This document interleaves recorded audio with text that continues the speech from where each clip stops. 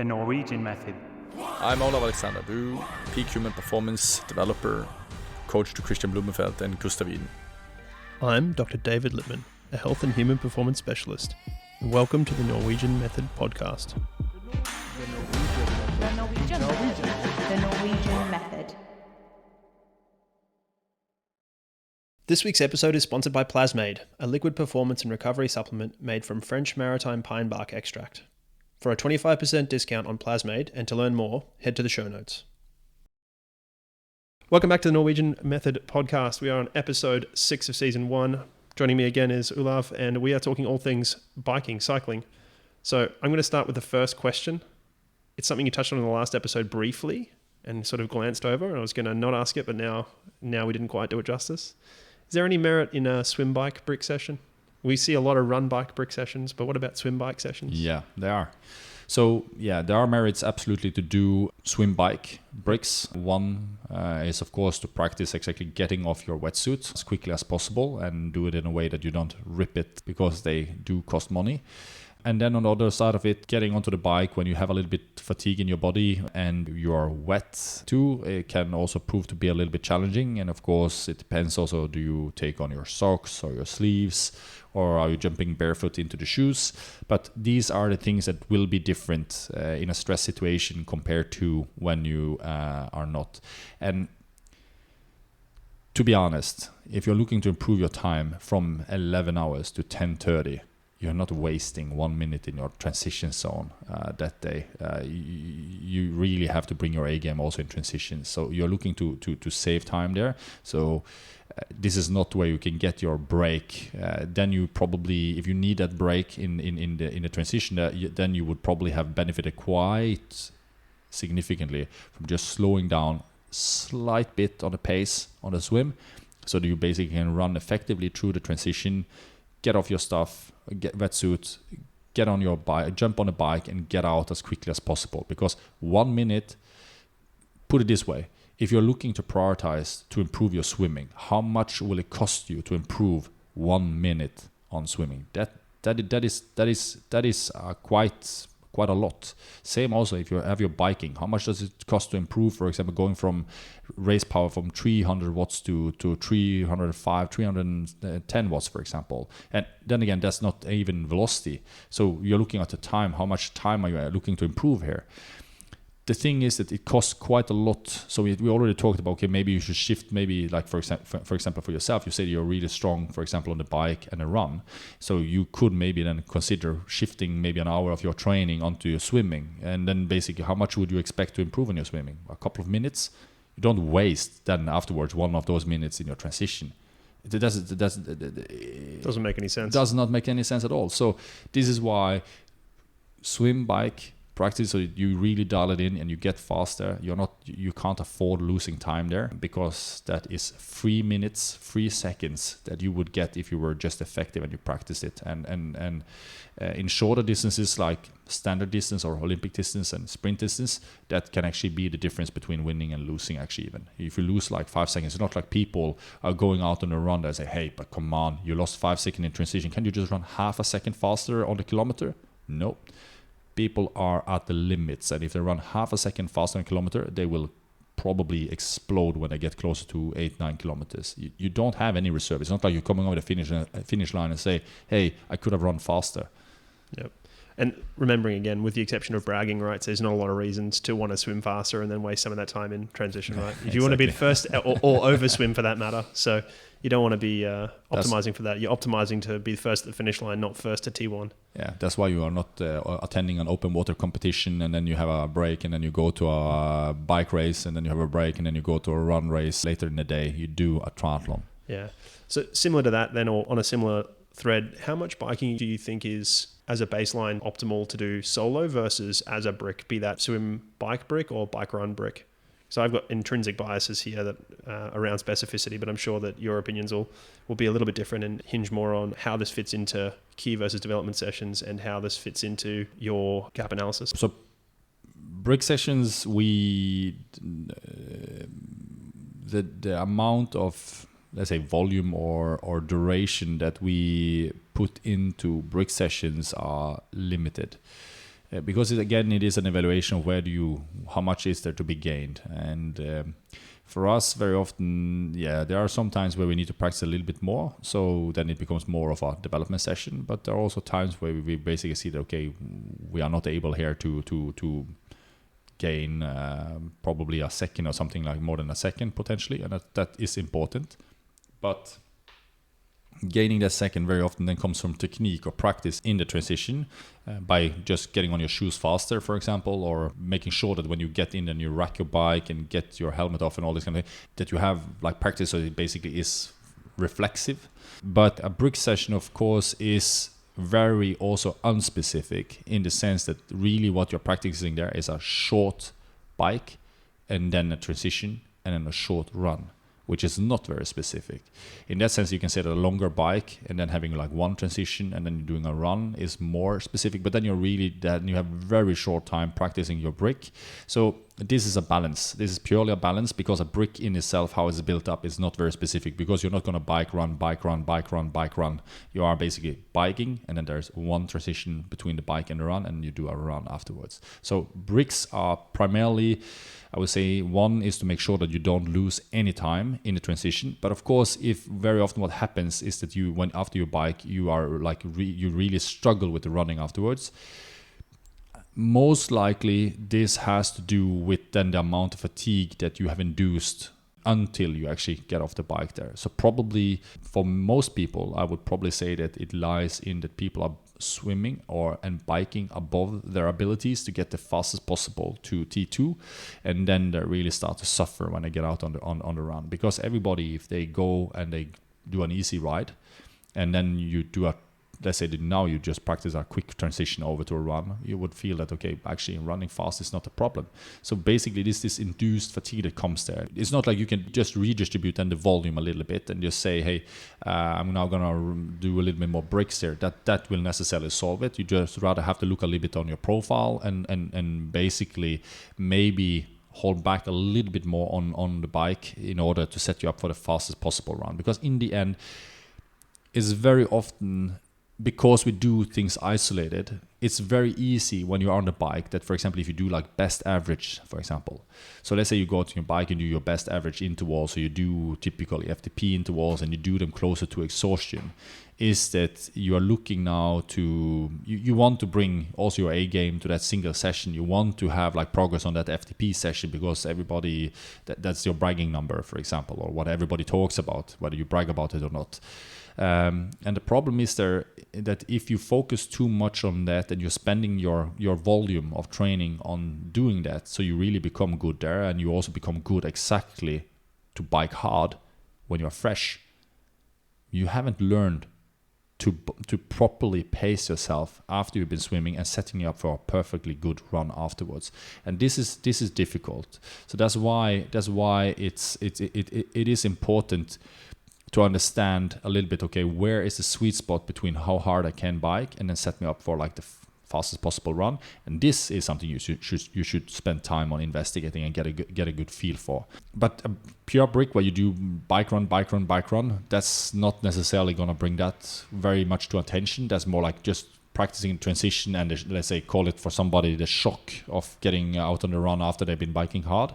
But it might be that it's more important to find out actually what actually is the best balance between what kind of power output should you look for the duration that you are on the bike, and then have the fastest, or let's say the combination of the fastest bike and run afterwards. Because that's, again, what's going to bring you closer to the podium or up higher on the podium, or make an even bigger gap between you and number 2 on the podium. So balance between the two is important, and I think here is probably where most people fail, because they isolate them, and because when you isolate them, you can normally run always harder, you can always bike much harder, and it doesn't become very specific in that sense, because you are fresh, and there being aware of that is important. And that means that, for example, you could then, for example, one way, if you're looking for a certain making a dent in the curve, that potentially one way to do that would be bringing down the power a little bit on the bike, but extending rather the intervals a little bit instead,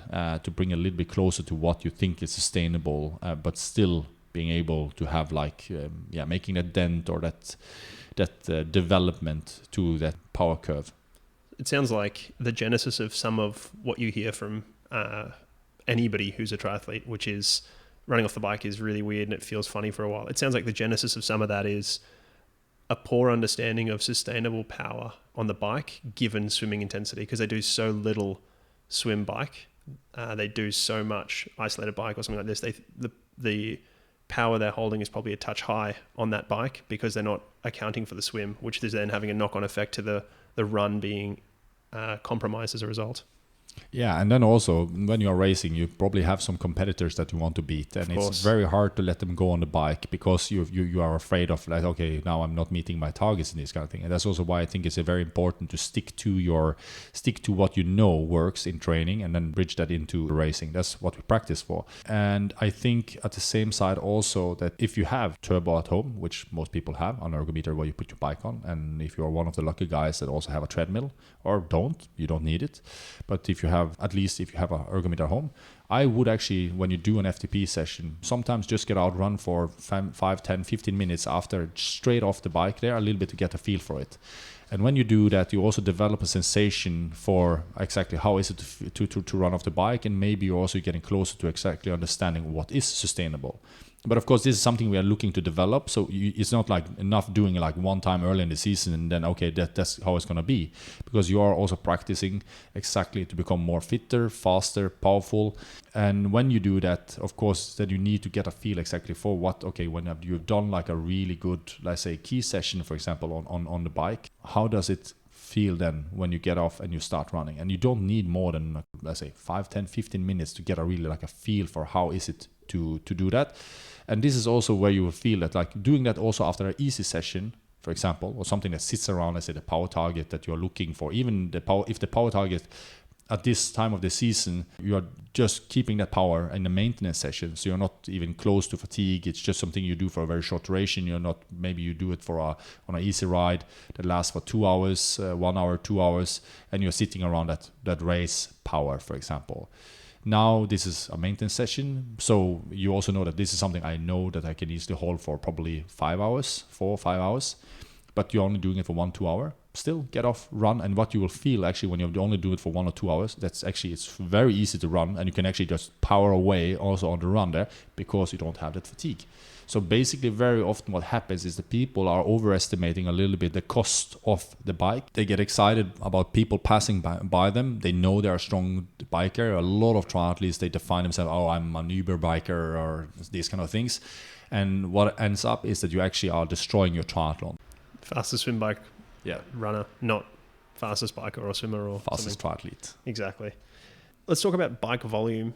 Given what we've talked about already, which is the duration taken for these different modalities, right? So the bike is by far the longest. You obviously need to devote the most time and the most volume to that. How does that vary for somebody who's looking to perhaps maintain that portion of the triathlon versus develop it? So how much time would you allot extra to it? Because it's also, in comparison to something like running, it's not such a big injury risk. It's not so taxing. So you can actually sustain a lot more bike volume than anything else. And there seems to be a bike-heavy emphasis in all triathlon, including Olympic distance, which we won't talk about, but we'll talk about off air. But so I guess, how are you apportioning volume in the context of wanting to develop the bike versus somebody who just needs to maintain it? So if you're looking to maintain your bike, again, I think you pinpoint actually one of the things that is really good with the bike, and that is you can sustain a quite big volume of training there.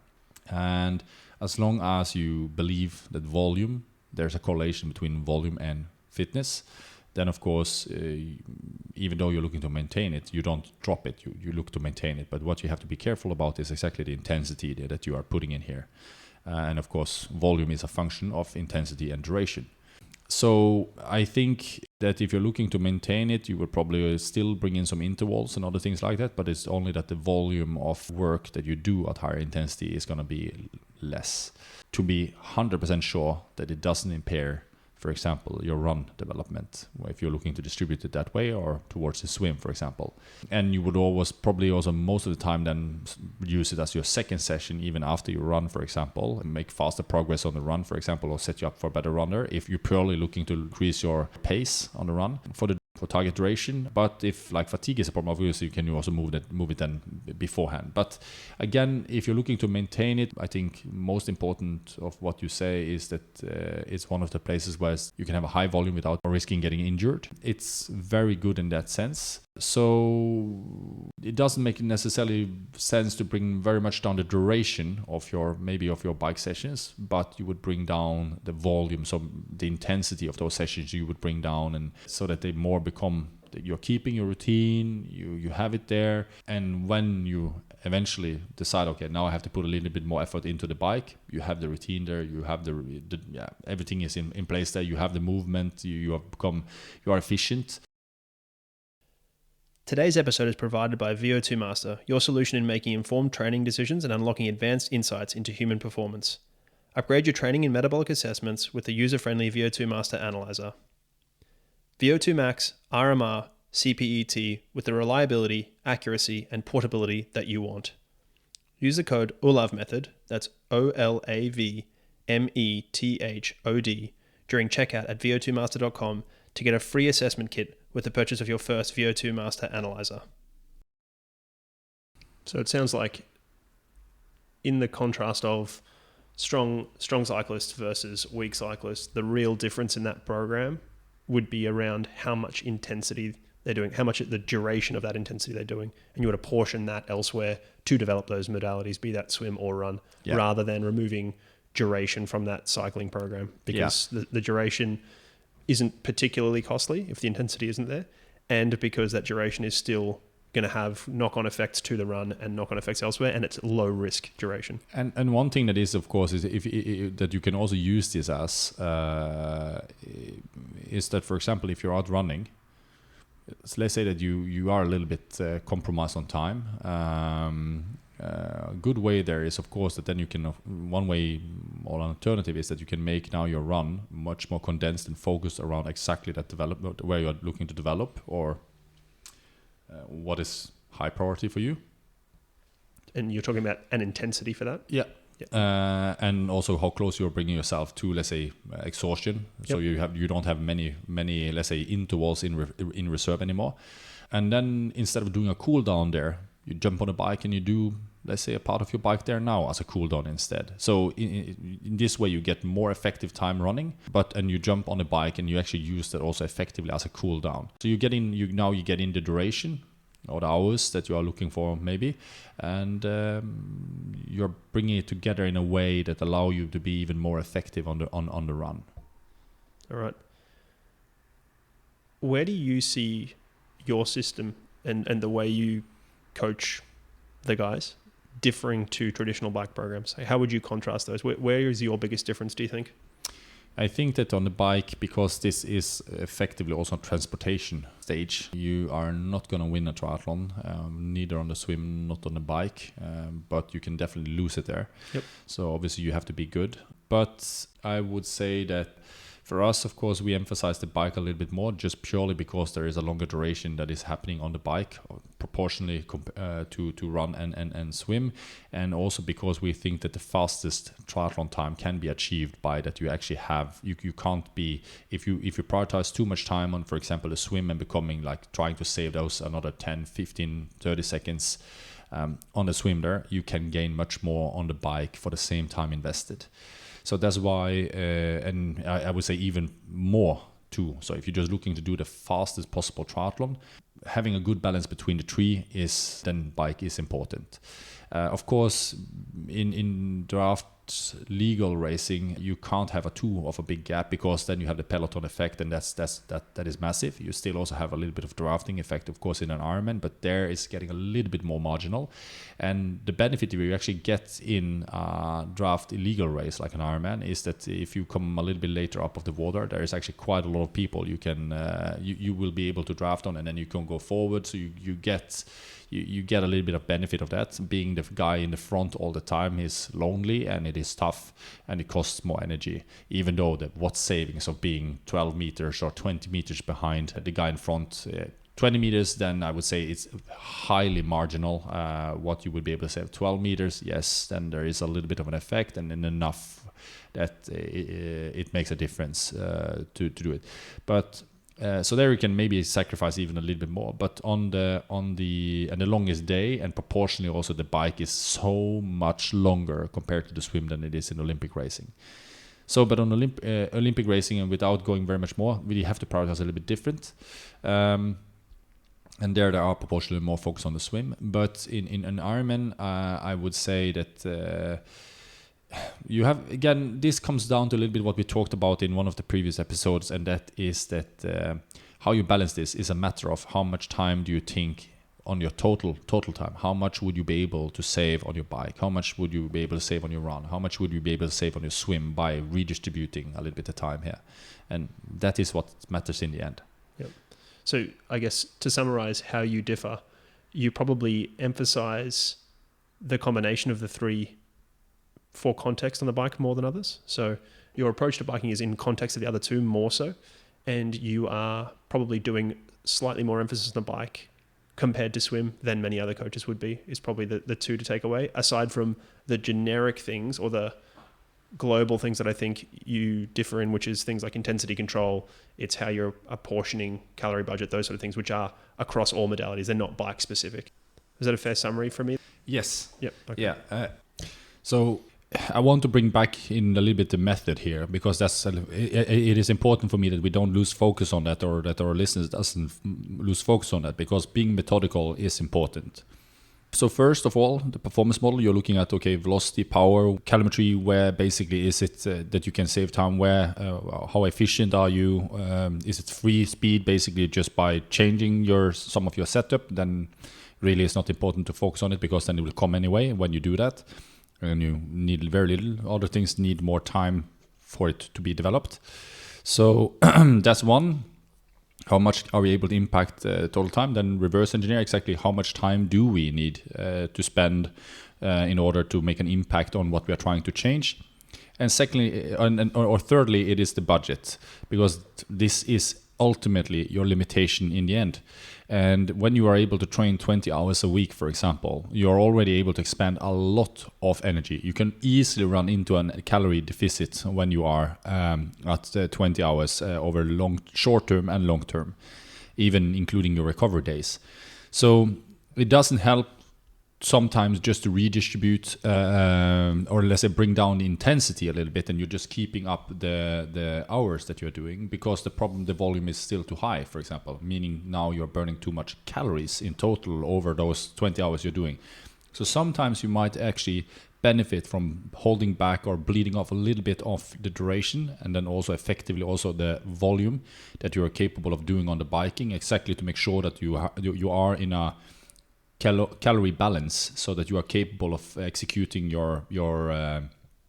executing, that's one, but actually also recovering properly from those other important sessions that you then have defined, that there are more times to be gained, let's say, for example, on your swim and your run. Awesome. I think that's a really, really good summary, and I think it's really poignant for people to really consider. And again, all training should be considered in broader context. So any modality should be considered in context of the other modalities, but all training should be considered in the context of that week, that month, that year, that season, because these things all impact each other, and having a narrow focus on this session, beating somebody or putting out a big number or running a fast time, if that is purely for motivation and it happens once every now and again, maybe once every 6 months, okay, maybe there's a discussion there, but otherwise it seems to be narrow-sighted.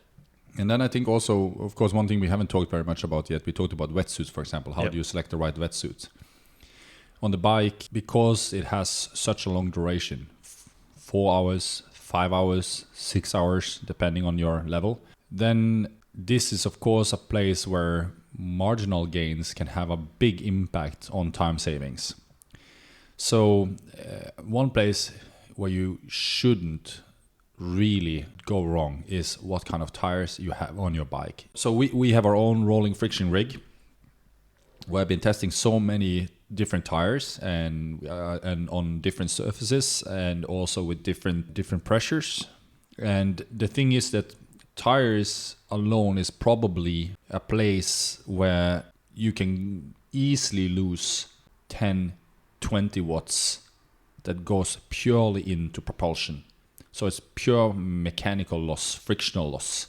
And that's going to have a massive impact on your time. Of course, initially, aerodynamics is going to have the biggest impact. But at some point when you have been around for some while and you are at the level where you are training 20 hours a week, but then maybe biking already 10 hours a week or maybe even more, you already probably have dialed in a fairly good position. And there you're now looking more for marginal gains. The watts that now can be saved there sustainably over a race. And this is the very important part.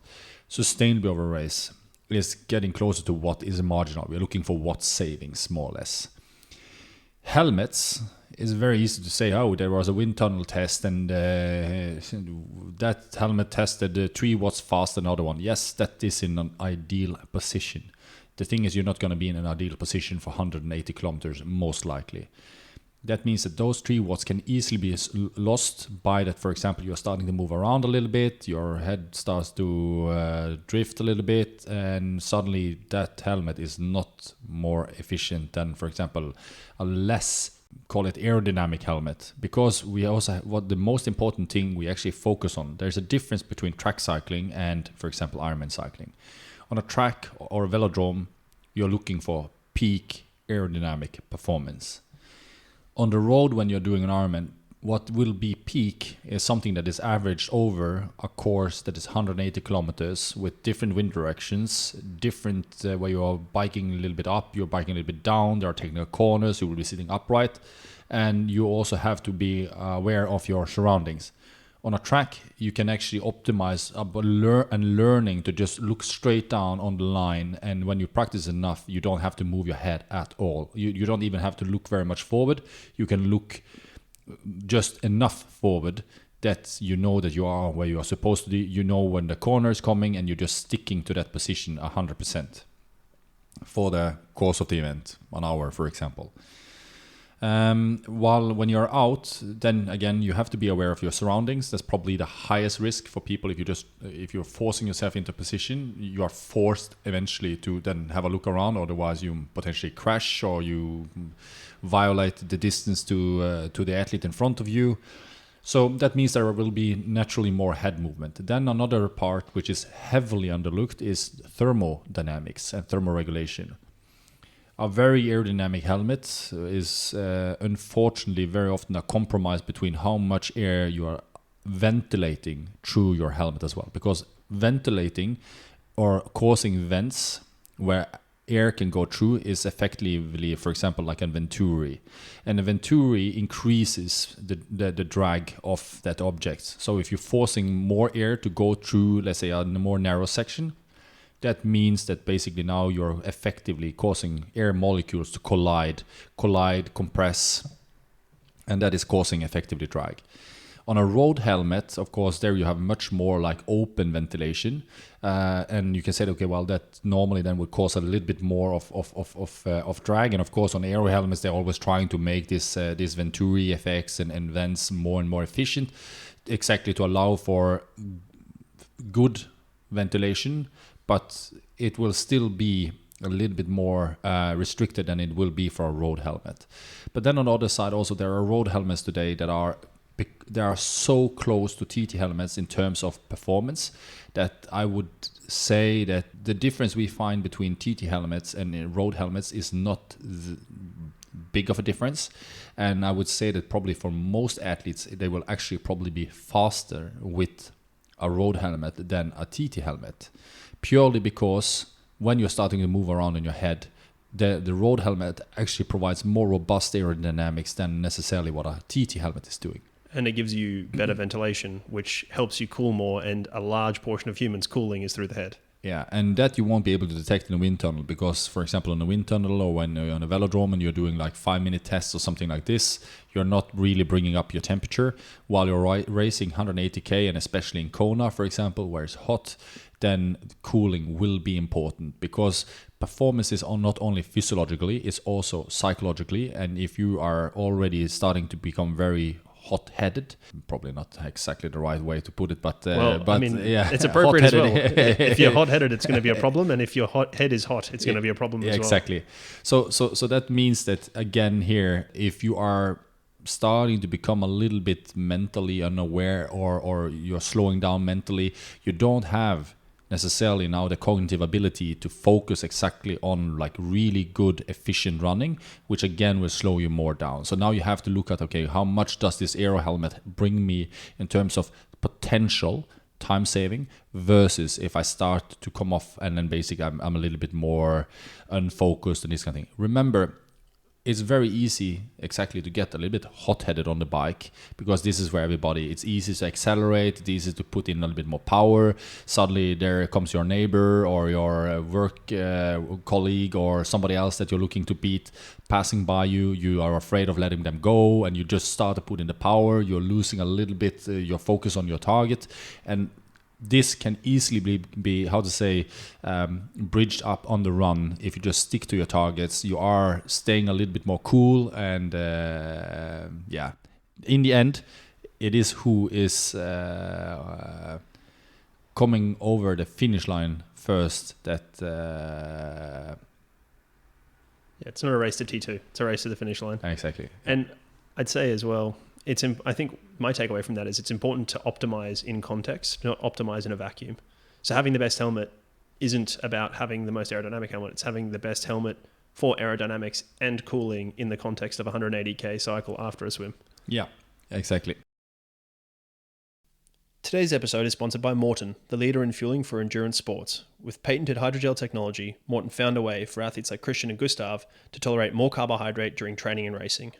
The advances in performance when using the Morton gels, drink mixes, and bicarb system have been clear. It's the fuel behind triathlon gold medals, world championships, and world records. Hydrogel technology has no added flavor, preservatives, or colors, and is made with only natural ingredients, so it's clean. Only what's required to aid performance, nothing more. And now you can benefit from the same world-class fueling system thanks to an exclusive one-time code that will give our listeners 20% off the Morton 1/52 collection, a curated selection of products to fuel a 1 week of structured training. Especially in training, every fueling moment counts. It's how athletes adapt and race better. Simply add the 1/52 collection to your basket at morton.com and enter the code in our show notes at the checkout. Well, let's go. So the next question there is, you talked about aero position already, and we're not going to go into that because that's a podcast series in itself, and we can't do that justice. But we also talked a little bit before, and I think it was a good discussion around testing, and you talked about time in trainer versus outdoor and how that will affect things.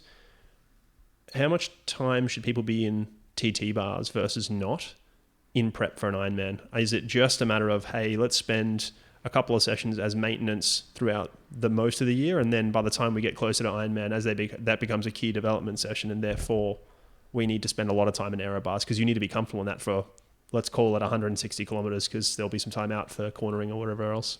So I think this will then bring us to position also, because the thing is that how much time you should bring in your TT position is of course also an effect of how drastically different your TT position is from, for example, your road bike position or your more upright position.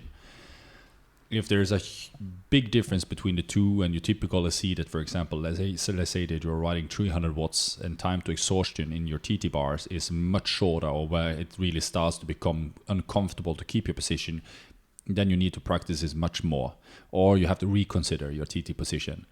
So again, it is very much an effect of how aggressive your TT position is. But then again, if there's a huge difference between the two positions, let's say that position, then you know that on race day that most likely is sustainable.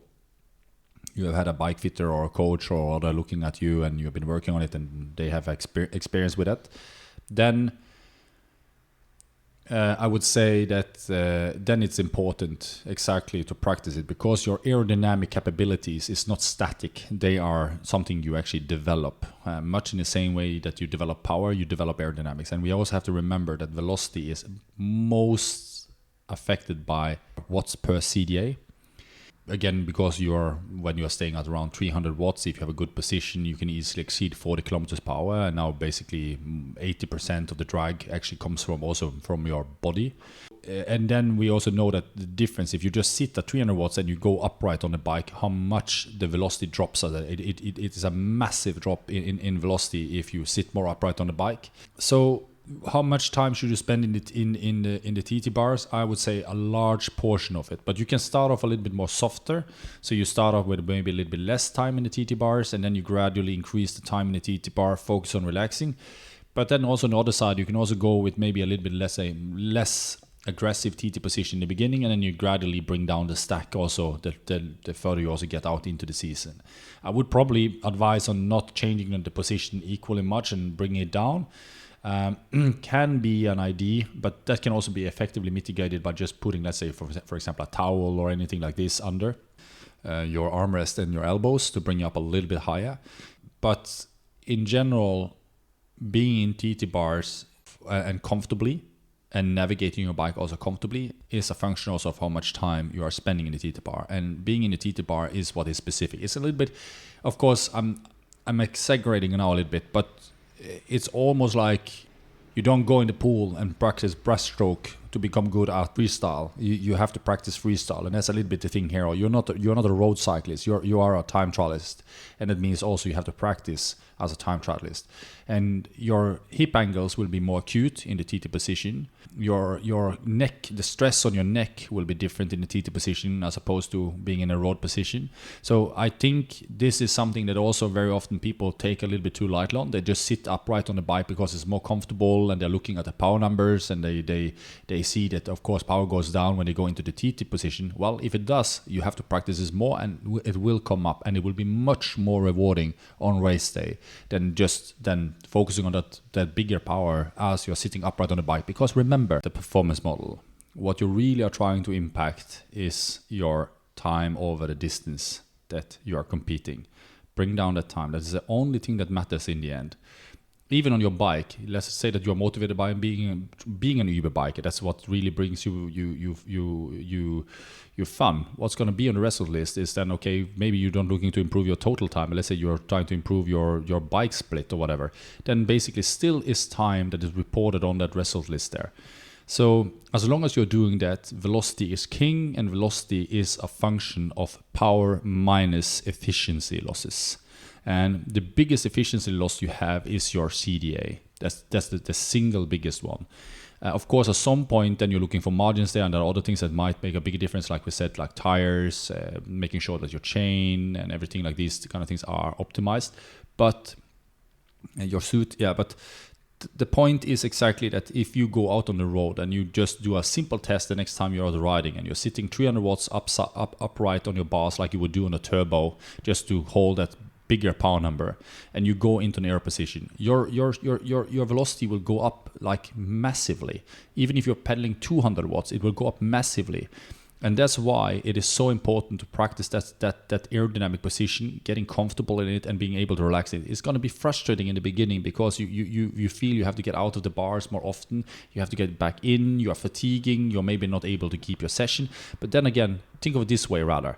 If you're out on the road and when you were in that air position, you were holding or 200 watts, for example, or 300 watts, and you were now going upright in that position, and then you were going at 35 kilometers per hour. Okay, how much less power could you actually go with and still go at 35 kilometers per hour? Well, okay, let's say that 50 watts less, for example. Then that means basically you can go in on your turbo now and practice at 50 watts less, and you're still aiming now for the same time, and you're probably also preserving more carbohydrates also for that run in the end, which is also very important. So don't go obsessive over the power numbers, especially in an upright position. Rather sacrifice a little bit on the power in the upright position and be rather focusing on getting comfortable in that aerodynamic position that is sustainable, which is safe, that allows you to navigate effectively, be there, and set you up for a really good run afterwards, and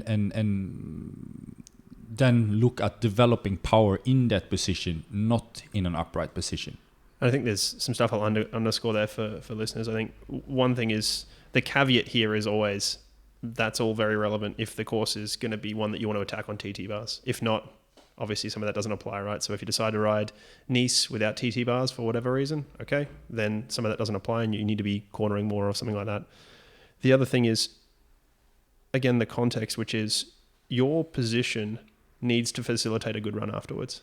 So if you are in a slightly better aero position, but it means that you can't run well because you're cramping or you're having other problems, or you've got hip flexor fatigue, or you've got a sore back, then, or your neck's sore, then you need to address that. And it might be that your position needs to change over years, and it might be that you develop into a position, right? You may be that year 1 you can't do that, and then year 2 you can, and year 3 you can get it into an even better position. So consider this as a longer term project as well, potentially, because your function will change over time. Your body will adapt structurally as well as functionally.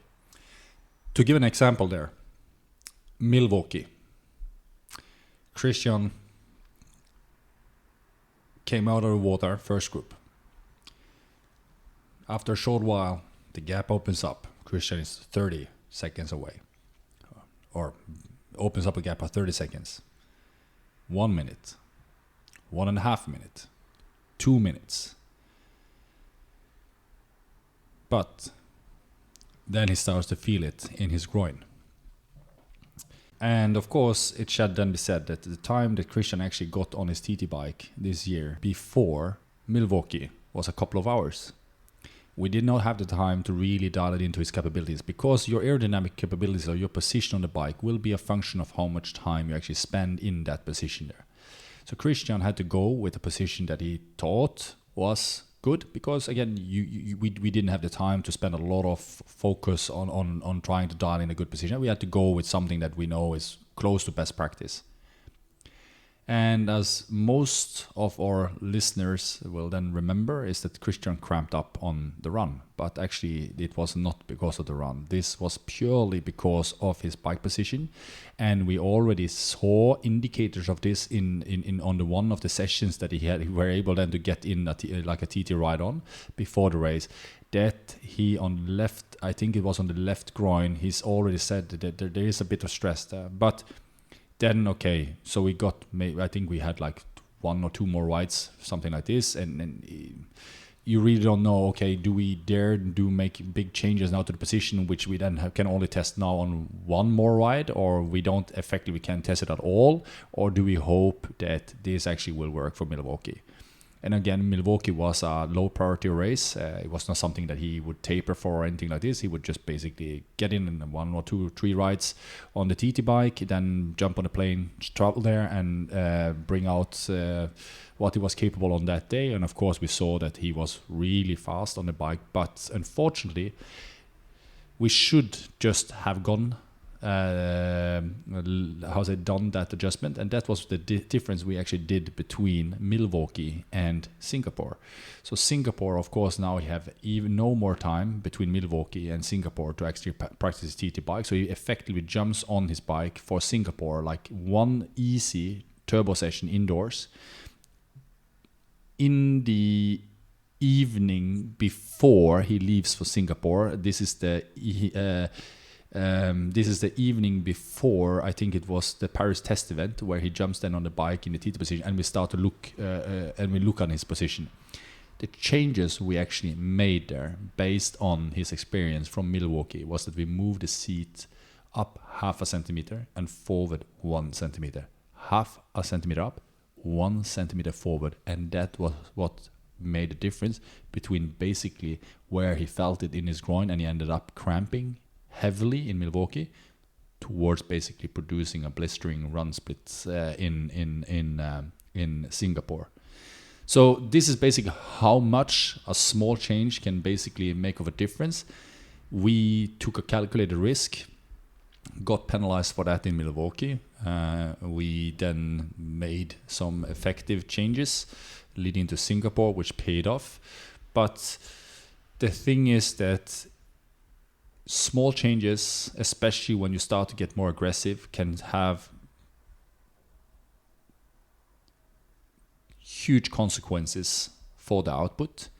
And that's why, if you're a little bit uncertain, go a little bit safe. And very often it's about bringing up your cockpit by 1 centimeter, or maybe bring your seat into position which is a little bit more comfortable. And that is sometimes when needed. But again, back to the topic, aerodynamics, they are important, but they have to be sustainable. And of course, this is something you get better at with practicing more time. And you will never find the optimal position if you don't spend time on it. before your race. If you end up jumping on a bike three rides before your race, well, then you are highly limited also in what you can also bring out on that day, because then CDA will probably have a bigger impact on everything than everything else you are going to optimize on.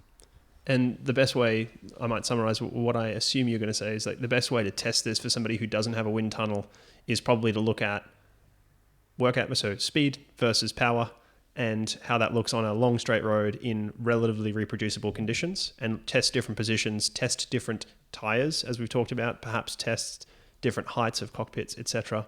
That's the testing field that you need to use, because you're not going to have a lab, you're not going to have a velodrome and all those things. And to be honest, it's probably more relevant to an Ironman is go find a road, which is what you're going to ride on, not a velodrome, and go use a portion there to really test this and use it for periods of time that are reasonable. So look at perhaps doing 15, 20-minute blocks if you can, and that, not a 2-minute ride and go, okay, yeah, that's my heart rate for that 2 minutes, or that's my power, or that's my speed for 2 minutes. It's like use something that's more representative, a longer block perhaps.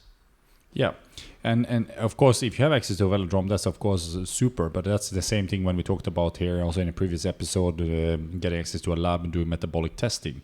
It's not very accessible for most people. Of course, we are getting more and more equipment that are being democratized, so people can do it on their own or with a coach wherever they want, but it's not readily available for people, and a velodrome even less, so there are not many people that have access to it. It costs also a bit of money to do that. It's more rigid protocols. It's quite intrusive in your training. So I completely agree. The best thing, there are some approaches, like there's one approach we have used for a decade, which is called virtual elevation. And when you do virtual elevation, you basically don't need very much fancy equipment. Of course, temperature, pressure, these kind of things will have an impact, but everything here, I can tell you, is better than nothing. So just looking purely at your power to speed ratio, and if you do that again a couple of times, or maybe more correctly, power to velocity ratio, then looking at this, because here you can also imagine if you go into like a very aggressive position and you start like swaying from side to side a little bit more on the road, yes, you might be able to, the speed will look, the difference between speed and velocity here will be almost marginal anyway. So, but the point is that to look just at power to speed ratio is one way to really look at your position. Another way to do this is that if you have access to a tunnel, not wind tunnel actually, but just a road tunnel, or a hill where the conditions are fairly constant, then you can also do rolling tests. So you just get up a little bit in the hill, for example, and then basically you get into your position and then you start rolling, and you're looking basically at between, for example, 2 points, where what is your velocity between that, given of course that the conditions are, if you get a little bit here of a headwind or things, that will start to influence it. But the thing is that the more often you do this, of course, and you don't necessarily always have to do it structured. Sometimes if you're just passing this segment, stop your bike, get into your position, roll past it, and that's it. And then you collect data every time you go here, and you learn something from that. It's very easy sometimes that, and I'm a victim of this, and that is I want to do everything fairly perfect. And if it's not, then I might not prioritize it. But the value of accumulating big data and then rather look for the averages in this over time very often produces better results than necessarily just looking for that one-time spot snapshot of you, because that might not be representative at all. Awesome. I think that bike episode is really, really good. I think the things to take away from this are the bike is in context more than people probably appreciate it. So it needs to be considered post-swim, pre-run. What effect is it having? What effect is the swim having? What effect is it having on the run? Make sure you're not over-biking, and that is heavily affected by intensity of the swim as well. So really consider that. Think about doing some testing in whatever way you have access to, and you can, as you've said, it doesn't have to be much more than just power meter, or maybe not even power meter, and then GPS, and then perhaps some aero positions. Think about all of your gear, because CDA is going to be a huge portion of this. It's going to perhaps influence things more than anything else. So really consider drag once you're starting to optimize, and that has more components than just your position. It has wheels, it has other gear, clean your chain, all that stuff has a big component to to you going faster. So I think it's a great way to end it, Olav. Thank you again. We'll be back next time with the episode on run. So there it is, the bike, cycling, all things bike, cycling, done. Please do share this with somebody that you think would learn from it, be they cyclist, triathlete, or anything in between. Of course, if you haven't already, rate the podcast, subscribe to it so you get our next episode, which you guessed it will be on running. And of course, if you have any questions, send them via Instagram DM to the Centara Tech Instagram account, via email to info@centaragroup.com, or drop them into Spotify in the question and answer feature down there. We will see you next week. Thank you very much. The Norwegian method.